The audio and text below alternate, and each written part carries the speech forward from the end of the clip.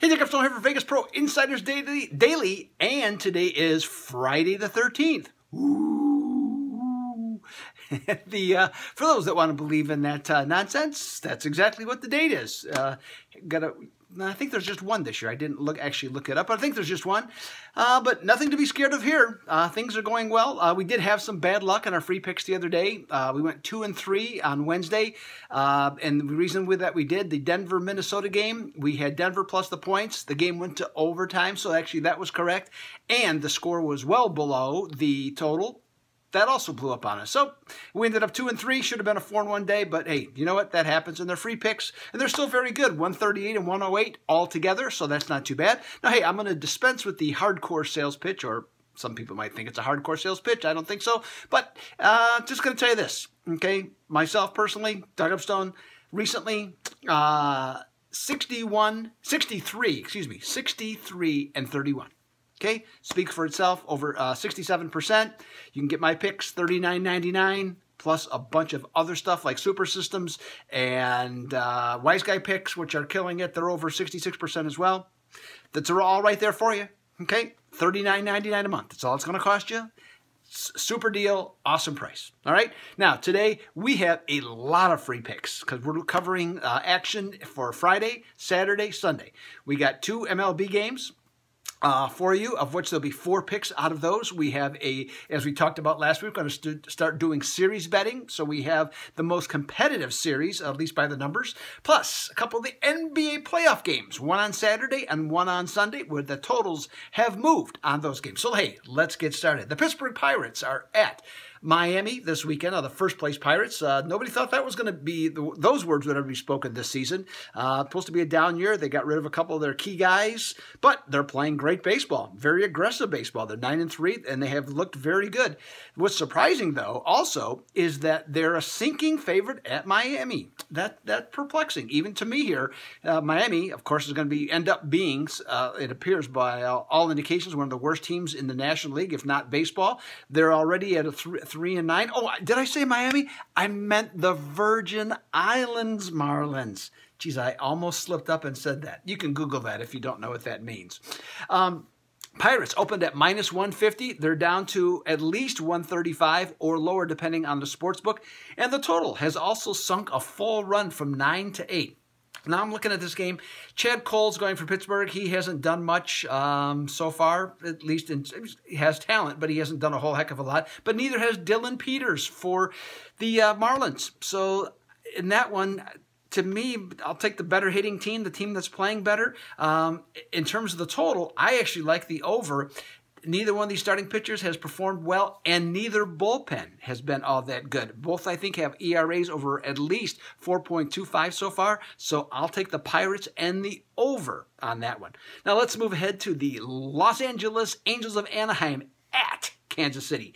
We got a side and total on this one as well. Now, the Angels are off to their best start in 36 years. They went to the playoffs, by the way. I went that year, 36 years ago, and with an 8-3 record, and they are mashing the Horsehide. They're just crushing it. 6.6 runs per game, the best offense in Major League Baseball, and this was not supposed to be the case at all for this team. Supposed to be a tremendous defensive team, which of course they are, but the offense, no one expected this, so far. Now, in their last 5 contests, they have beaten their opposition by at least 5 runs per game. So that is just fantastic in terms of how they've been playing. Now, no wonder then, with that being the case, in this game against Kansas City, they handled Kansas City easily last night, and they've gone from -120 to -150, despite the fact that Andrew Heaney is making his season debut for the Halos tonight.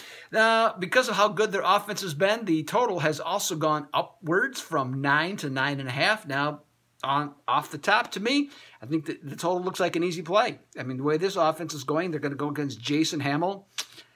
Not so much to like there in terms of how he pitches. He's probably going to give you 5 innings tops for Kansas City, and in all likelihood, at least 3 runs, if not more, during that time. So that's going to get you. That's going to get you places. So that's doable. So I like the over there, and got a system for you in terms of the further side. teams that have outscored their opponents by 4 or more runs in 4 consecutive games are 33-11. So let's talk halos. Let's talk over. Series baseball betting. Philadelphia is going to be at Tampa Bay in some interleague action. Philadelphia is a -120 favorite. Tampa Bay's at +100. So it's supposed to be the most competitive series of the weekend, and there are indications that definitely would be the case.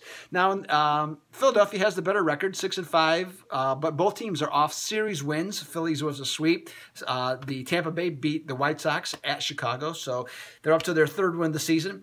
First game features a couple of pitchers who are either very good or very bad. As to what's going to happen there, got a coin? I mean, there's no way to look at that game, at least in my opinion, and see it any other way. So that's up in the air. Game number 2, middle game of the series. Jake Arrieta against Chris Archer. Pretty good pitching matchup, I would say. So that's another game that seemingly could go either way.